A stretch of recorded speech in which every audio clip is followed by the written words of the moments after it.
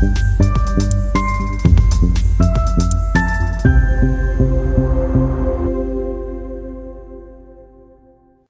and welcome back to my channel. My name is Kinga, and today I want to talk about something that's very personal to me. How unresolved emotions, a busy nervous system, and unprocessed trauma can block your ability to love. Now, it's something that I have experienced firsthand, and I think many of you might be able to relate. So let's dive deep into how emotional and physical blockages affect our relationships and what we can do to release them and restore our abilities to love fully. We often hear that you cannot love someone else if you don't love yourself, but I'm not sure I agree with that. Sure, self-love is important, it's essential, but I've seen people with challenges around self-love who are the most loving, selfless, giving individuals. I know it's probably more difficult for them to love themselves than others, but I wouldn't say that they cannot love others. And for me, it's not about loving yourself perfectly. It's about having a balanced nervous system. Because when our nervous system is out of balance, it reduces our capacity to love. And that's something that I recently experienced in my own relationship, and I am here to tell you everything, so hopefully we can figure it out together and grow together. So there were a few weeks when I felt crazy irritated by everything that my partner did. I mean everything, from the way he talked, the way he moved, the way he breathed. It all just triggered me. And the old me would have thought, something was wrong with him. Maybe I should leave him. He's not lovable anymore. I'm not in love. Or we weren't right for each other. But I have learned so much about myself over the past few years. And the new me instantly went into self-reflection mode. I didn't want to blame him. I just wanted to understand what was going on inside me, because all I knew was that he was the same person, he was the same man, he didn't change, he didn't do things differently. It was me having unusual responses to being around him. And and I also have this evergreen wisdom tattooed on my arm. I don't know if you can see it. My emotions are my responsibility, and I live by it. So I wanted to dive deep into what was going on with me. At first, I thought maybe I was broken. Maybe I just wasn't capable of loving anymore. Or maybe I shouldn't even be in a relationship, like ever again. But that didn't sit well with me. And I knew something had shifted in my body, not in my mind. I was irritable, extremely sensitive to noise. I would get even scared if someone sneezed or a car honked, and my body would just jump out of fear. And I was feeling less connected to my partner. It was almost like something in my nervous system had become overstimulated, and I didn't know why or what to do with it. So instead of looking for answers in my mind, I decided to focus on what my body was telling me. And the answer wasn't just in my thoughts, it was in my body's automatic reactions. The heightened sensitivity, the irritation, it was all coming from a deeper physical place. I knew I needed to listen to my body, not just try to talk my way through it like you would do in talk therapies. And that's when I remembered my fascia exercises. I actually had been including them in my morning routine for a couple of weeks by then, but I hadn't realized just how deeply they could affect my emotional state.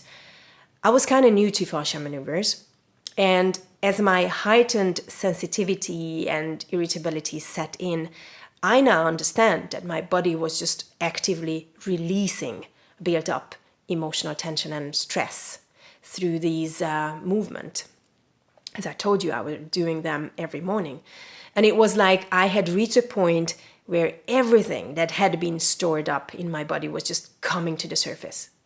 And it was intense, ugly and raw and uncomfortable.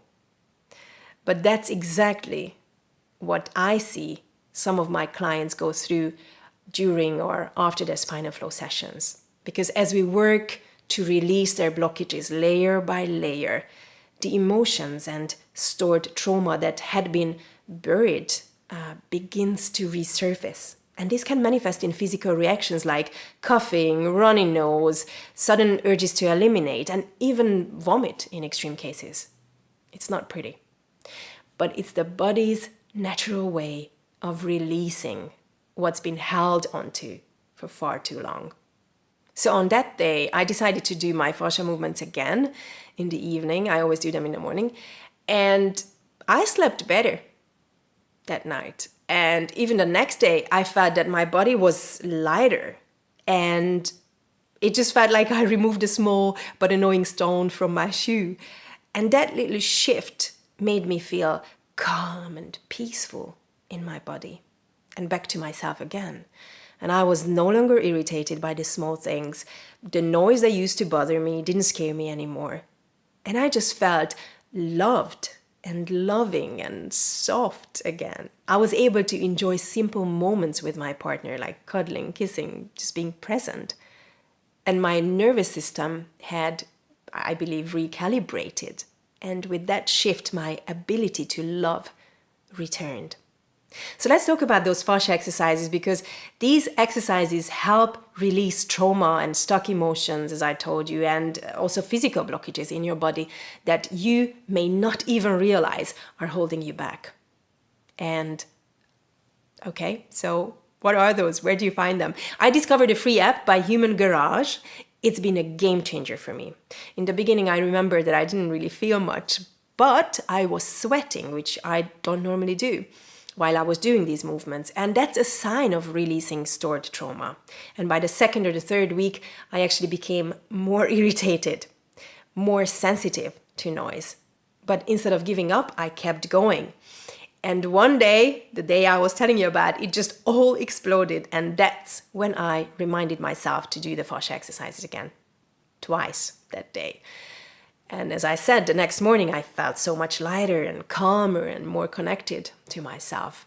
It was like I was in a new body, but it felt familiar. And since that day, fascia movements have become a non-negotiable part of my morning routine. Doesn't matter if I'm traveling, doesn't matter if I don't have the space, I'm going to do them. I do them along with my meditation and breath work. And I have learned that healing my body is just as important as healing my mind.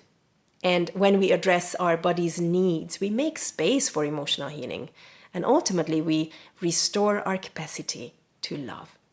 So if you're finding that your ability to love or connect with others is being blocked or limited right now, whether it's in your relationship with yourself or even with life in general, it might be time to check in with your nervous system and your body. And the practices that I mentioned, the fascia release or fascia maneuvers, meditation and breath work, can help you clear emotional blockages and open your heart again. The spinal flow technique does the same, or it helps you do the same, but I'm just not sure if it's available in your area. I want you to know that you are so much more powerful than you realize. And your body has the wisdom to guide you toward healing. That's what it does naturally. You just need to help it facilitate this healing process or activate the self-healing. Thank you for listening today. And if you are interested in exploring these practices, download the Human Garage app. It's free. And visit my website for more, kingakramer.com. Sign up to my newsletter on the pop-up window if you wish. And I promise to keep you posted once I have created an online course on the topic. And until next time, stay present, stay calm, and keep loving yourself and others. Like, share, and subscribe for more. Hope to see you around. Take care.